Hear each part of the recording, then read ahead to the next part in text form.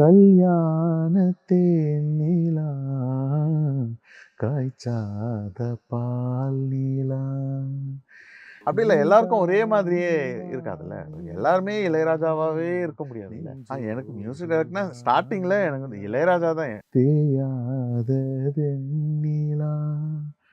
நெடுஞ்சாலை பாட்டு. உங்களோட வாய்ஸ்ல ஏதோ ஒரு மேஜிக் நீங்க ஏதோ ஒண்ணு பண்ணியிருக்கீங்க சார். அந்த படத்துக்கு பண்ண சாங்கே இல்ல. ஆக்சுவலா ஒரு சீரியல் டைட்டில் சாங்கா பண்ணேன்.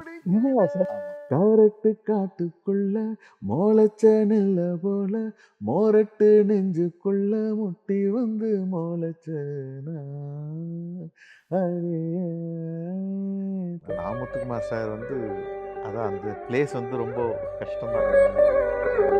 உன் பேரே தெரியாதெல்லாம் வந்து ஃபர்ஸ்ட் ஏதோ ஒரு வெர்ஷன் வந்து எழுதினாரு. பாடிலாம் டைரக்டர் போட்டு காமிச்சேன். அவர் வந்து சாட்டிஸ்ஃபை ஆகல. அப்போ அவன் பேரே தெரியாதுல, அப்போ உன் பேரே தெரியாதுன்ட்டு ஆரம்பிப்போமா அப்படின்னாரு. டக்குன்னு அவர் ஒன்று பிடிக்கல. டைரக்டர் டக்குன்னு அடே பாருக்கா சூப்பரா இருக்கே. அவ்வளவுதான், அப்படி ஆரம்பிச்சதுதான் உன் பேரே தெரியாது. அதிகப்படியான முடி உதிர்தல், தலையில் அரிப்பு, பொடுகு, புண், கொப்பளங்கள் போன்றவற்றால் அவதியா? அனைத்திற்கும் ஒரே தீர்வு டாக்டர் ஸ்ரீவர்மா பிசிஆர் கேஷமுத் ஷாம்பு. சம்மர் ஹாலிடேஸ் வந்தாச்சு, நம்ம ஜிடி ஹாலிடேஸும் வந்தாச்சு. GT holidays, south India's #1 travel brand. Access Vibe and IFT Productions presents Majava London with Asal Kolaru, happening on April 26th. Tickets link in the description. எனக்கு Muthukumar sir, Madhushree ma'am அந்த இது இவன் வேற மாதிரி, என்னை மறந்தேன் பாட்டா இருக்கட்டும், உன் பேரே தெரியாத இருக்கட்டும், ரெண்டுமே அந்த முத்துக்குமார் சார் இவங்க 2 பேரை பத்தி நம்ம பேசலாம் நினைக்கிறேன் சார். ஆமா, ஆக்சுவலா முத்துக்குமார் சார் வந்து அதான் அந்த பிளேஸ் வந்து ரொம்ப கஷ்டம் தான். ஆமா, பிளேஸ்மெண்ட் ரீப்ளேஸ் பண்றது வந்து என்னோட முதல் படத்துல எல்லா பாடலும் அவர் எழுதினாருன்றது எனக்கு நிஜமாக ஒரு பெரிய பெரிய வரமா நினைக்கிறேன். உன் பேரே தெரியாதெல்லாம் வந்து நிறைய இடத்துல சொல்லியிருப்பேன். இது ஃபர்ஸ்ட்டு வந்து அந்த கான்செப்ட் வந்து அந்த சாங்குக்கு என்ன கான்செப்டாக போகிறதுன்ட்டு கிளியராக இல்லை. அவங்க 2 பேருக்குள்ள லவ் எதுவும் இல்லை. இந்த மாதிரி அவர் ஹெல்ப் பண்ணுறாரு போகிறாரு, லவ் இல்லை, ஒரு மாதிரி ஒரு டிஸ்டன்ஸ் மெயின்டைன் பண்ணால் ஒரு சின்ன ரொமான்ஸ்ன்னு வச்சுக்கலாம் அதுக்கு. அந்த மாதிரி ஃபர்ஸ்ட் ஏதோ ஒரு வெர்ஷன் வந்து எழுதினாரு.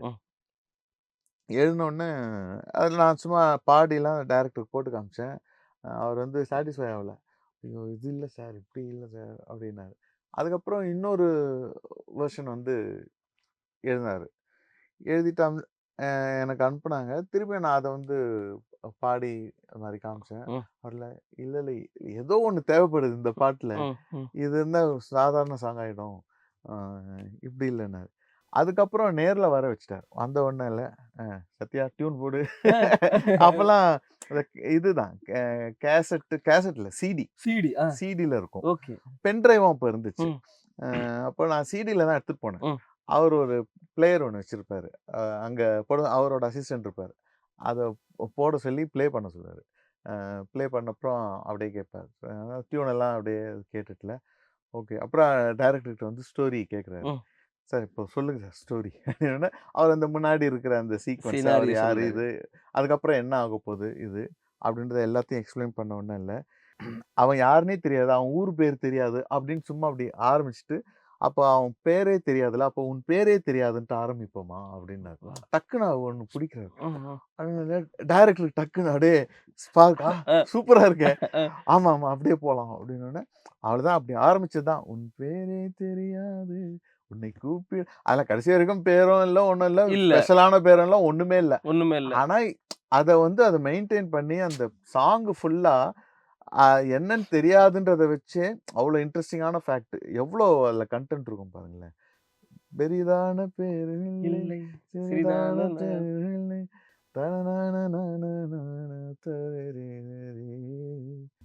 லிரிக்கை பார்த்தேன்னா அது புரியும். ஆமா ஆமா. ஸோ அந்த மாதிரி அந்த ஒரு பேரே தெரியாதுன்றதை வச்சு அவ்வளோ நேரம் ஒரு ஒரு கண்டென்ட்டை வந்து இன்ட்ரெஸ்டிங்காக கொண்டு போய் அழகாக வந்து முடிச்சார்.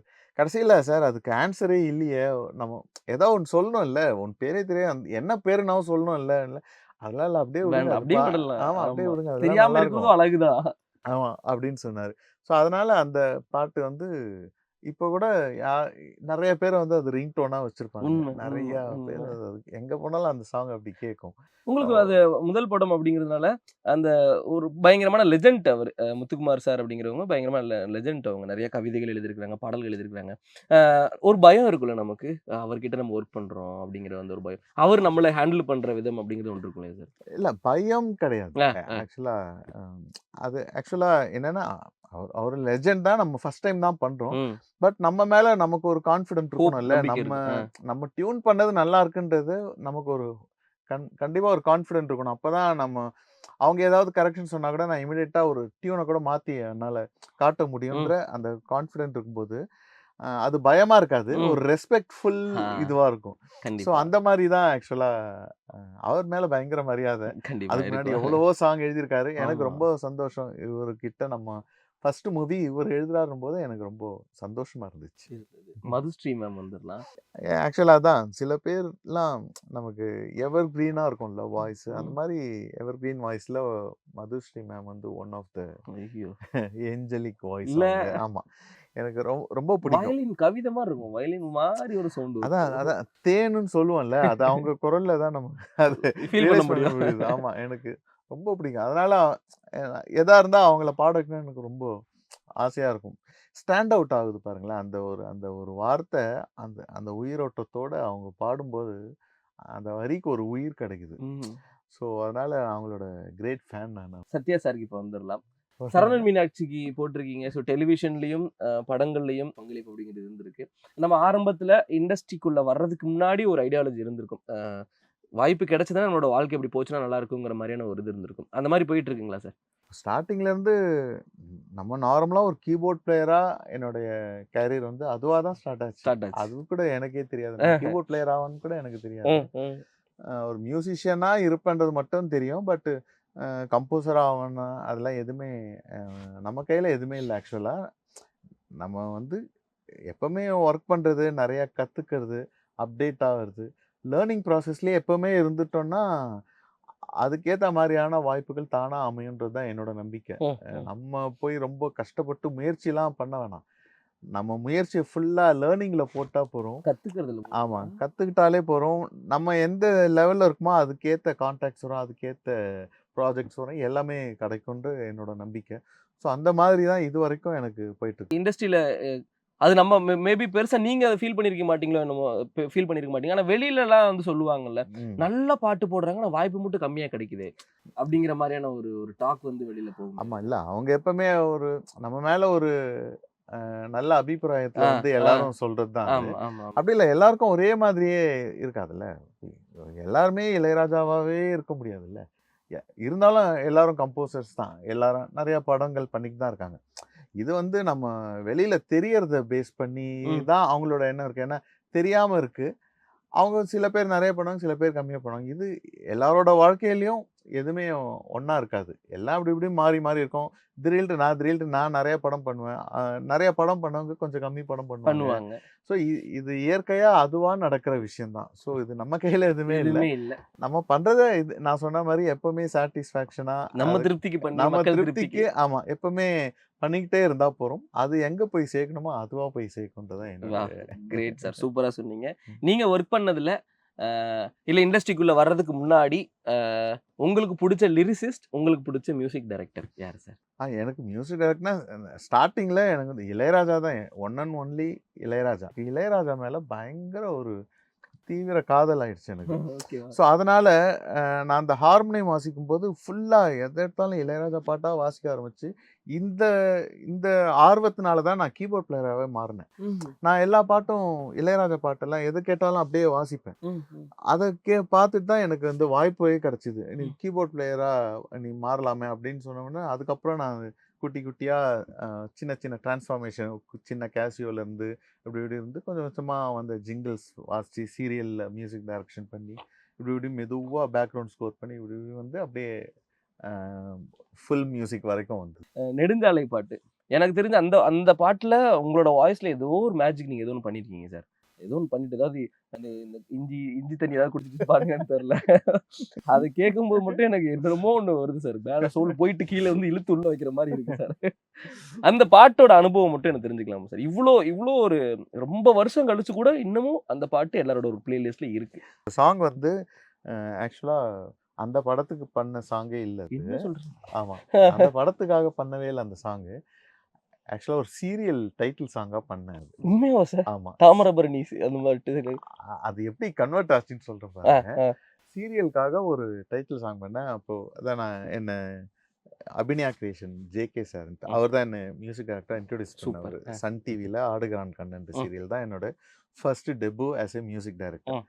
ஸோ அவர் வந்து நிறையா சீரியல் பண்ணார். அதுக்கப்புறம் எல்லாத்துலேயும் நான் டைட்டில் சாங் நான் தான் அவரோட இதில் மியூசிக் பண்ணிகிட்டு இருந்தேன். அப்போ வந்து ஏதோ நியூ சீரியலுக்காக என்னை வந்து கம்போஸ் பண்ண சொன்னார். சாங் கம்போஸ் பண்ணு. அவர் வந்து கொஞ்சம் கிளாசிக்கலாக இருந்தால் அவருக்கு ரொம்ப பிடிக்கும். கர்நாடிக் பேஸில் சாங் பண்ணுறது தான் அவருக்கு ரொம்ப பிடிக்கும். ஸோ நான் பண்ண இந்த தாமிரபரணின்ற சாங் இது வேற ஒரு வெர்ஷன். கொஞ்சம் ஒரு மாடர்ன் அண்டு கர்நாடிக் ஸ்டைலில் ஒரு சாங் கம்போஸ் பண்ணிட்டேன். கம்போஸ் பண்ணிவிட்டு அவருக்கு அனுப்பிட்டேன். சீரியல் வந்து ப்ராசஸ் ஆகலை. சும்மா பேசிக்காக கம்போஸ் பண்ணி மட்டும் அனுப்பிச்சிட்டேன். லிரிக் கூட சும்மா டம்மியாக ஒரு டம்மி லிரிக்ஸ். ஒரு காதல் மதின்னு ஒரு லிரிக்ஸிஸ்ட் இருக்காரு. சரி. அவர் தான் வந்து லிரிக்ஸ் எழுதி நான் அதை கம்போஸ் பண்ணி அனுப்பிட்டேன். நான் எப்போவுமே நாங்கள் ரெகுலராக மீட் பண்ணுவோம். கிருஷ்ணா சார் வந்து எப்போவுமே அப்பப்போ நாங்கள் மீட் பண்ணிட்டே இருப்போம். ஏன்னா அதுக்கு முன்னாடி அந்த ஏணிப்பிடி மைக் நாய் பண்ணோம். அதுலேருந்து அப்படியே தொடர்ச்சியாக நாங்கள் ஏதாவது பண்ணிகிட்டே இருப்போம். இந்த நெடுஞ்சாலை ப்ராசஸ் அப்போ தான் நடந்துக்கிட்டு இருக்கு.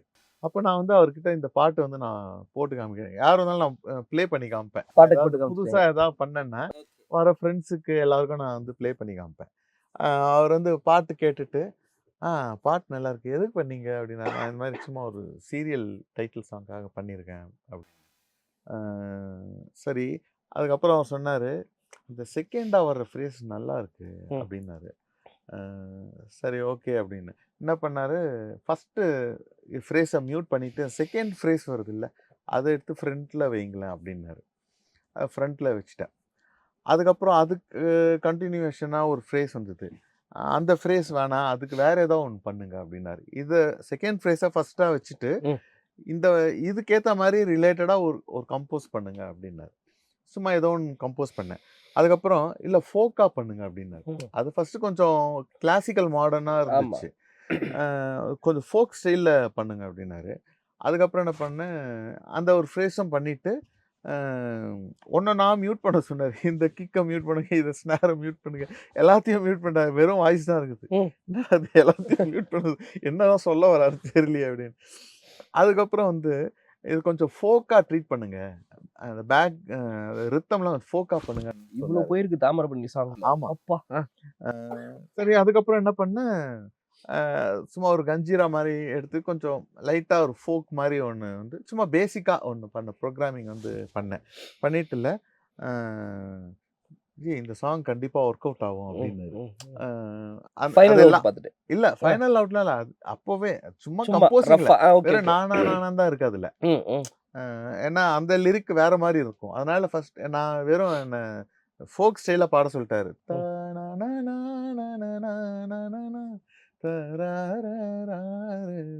பாத்தீங்கன்னா அது கர்நாடிகா இருக்கும், அது ஃபோக்கா மாத்த சொன்னாரு. Okay okay. சோ அந்த ஸ்டைல பாடி ஒரு பல்லவி வரைக்கும் ரெடி பண்ணிட்டோம். பண்ண உடனே அந்த பேட்டர்ன்லாம் போட்ட உடனே இல்ல இதுல ஏதோ ஒரு மேஜிக் இருக்கு, இது கொஞ்சம் ஒர்க் அவுட் ஆகும் அப்படின்னு அவர் வந்து பயங்கர ஸ்பார்க்கா பிடிப்பாரு. எந்த ஃப்ரேஸ் வந்து ஃபர்ஸ்ட் டிஃப்ரெண்டா வச்சிருப்பாரு. எல்லா பாட்டுலயும் பாத்தீங்கன்னா தெரியும், அது அந்த யூஸ்வலா அந்த டேக் ஆஃப் ஆகிற மாதிரியான ஃப்ரேஸ் இருக்காது.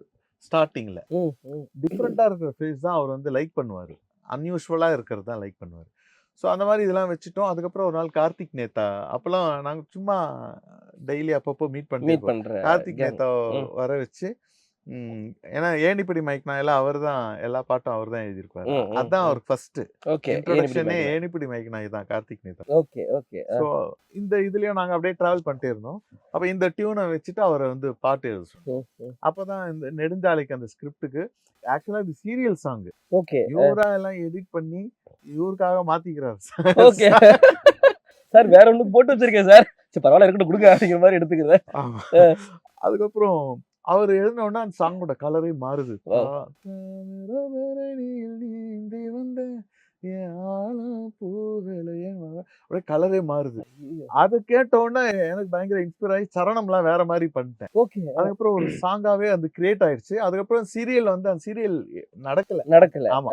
சோ அதனால அப்பாடா, எனக்கு அது பிளஸ்ஸா தப்பு போச்சு. story. இல்ல அது இருந்தா கூட நான் அவர்கிட்ட நான் வேற ஒரு டியூன் போடுறேன்னு சொல்லிடுவேன். அந்த அது மாதிரி அது சொல்லிக்க. வந்து அவர் வந்து ரொம்ப நம்ம என்ன சொன்னாலும் கேட்பாரு. கேட்பாங்க சார். ஓகே. ப்ரொடியூசர் வந்து கேட்பாரு. ஸோ இந்த மாதிரி இந்த சாங் ரெடி ஆச்சு. அதுக்கப்புறம் தான் அது தாமிரபரணியா அது நெடுஞ்சாலைக்கு போகுதுன்னு அப்பதான் ஃபிக்ஸ் எனக்கே ஆச்சு. தெரியும். இவரெல்லாம் அந்த இதெல்லாம் இவ்ளோ எடிட் பண்ணும்போது. ஸோ அவருக்கு வந்து அந்த தெரியுது. இந்த ஃப்ரேசிங் வந்து இங்க வச்சா இது வந்து ஒர்க் அவுட் ஆகும். அந்த மாதிரியான ஒரு இந்த சாங் வந்து இப்படிதான் உருவாச்சு. Wow. சீரியலுக்காக கம்போஸ் பண்ண ஒரு ஒரு சாங் பாட்ட இன்னைக்கு வேற மாதிரி சினிமாவுக்கு வந்து இந்த மாதிரி ஒரு சேஞ்ச் பண்ணி இன்னைக்கு என்ன சொல்றது சார், அந்த இப்ப நெடுஞ்சாலை படத்த எல்லாரும் அந்த படம் ஒரு சிறப்பான ஒரு தரமான ஒரு படம். முன்னெல்லாம் சொல்லுவாங்க, இளையராஜா சார் பாட்டு வந்து பாட்டு இழுத்து படத்துக்கு பார்க்க ஆமா. கூப்பிட்டு வந்துரும் அப்படிங்கிற மாதிரிலாம் ஆமா. சொல்லுவாங்க. அந்த பாட்டு அந்த தாமிரபரணியில அந்த மேஜிக் நடந்திருக்கு சார். ஆமா. இந்த அது நெடுஞ்சாலை. அது ஃபுல் அண்ட் ஃபுல் கிரெடிட் வந்து டைரக்டர் கிருஷ்ணா தான். கிருஷ்ணா ஏன்னா சார் தானே. அவருக்கு என்ன வேணும்ன்றத கரெக்ட்டா அது வாங்குறாருல்ல. So thank you so much Sathya sir. நிறைய படங்கள் நீங்க பண்ணணும். நிறைய கண்டிப்பா. பாடல்கள் எங்களுக்கு கொடுத்து மகிழ்விக்கணும் அப்படிங்கிற ஒரு வேண்டுகோளோட இந்த கண்டிப்பா. இன்டர்வியூ நிறைவு செய்யலாம். Thank you so much sir. Thank you. அதிகப்படியான முடி உதிர்தல், தலையில் அரிப்பு, பொடுகு, புண், கொப்பளங்கள் போன்றவற்றால் அவதியா? அனைத்திற்கும் ஒரே தீர்வு டாக்டர் ஸ்ரீவர்மா பிசிஆர் கேஷமுத் ஷாம்பு. சம்மர் ஹாலிடேஸ் வந்தாச்சு, நம்ம ஜிடி ஹாலிடேஸும் வந்தாச்சு. GT holidays, south India's #1 travel brand. Asus Vibe and IFT Productions presents Majawa London with Asal Kolare, happening on April 26th. Tickets link in the description.